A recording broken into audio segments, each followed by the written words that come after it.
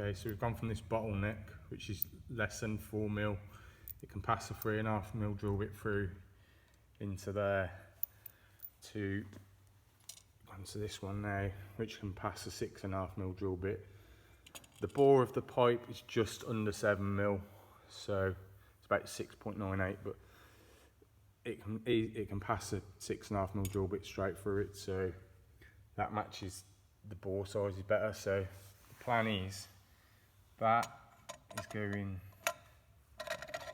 in there, and that fits very snugly in there.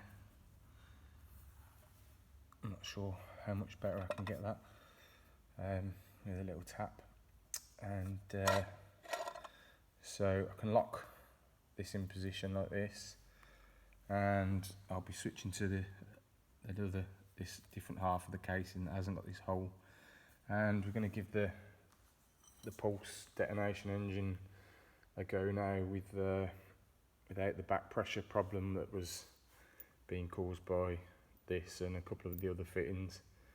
So yeah, should make a big difference.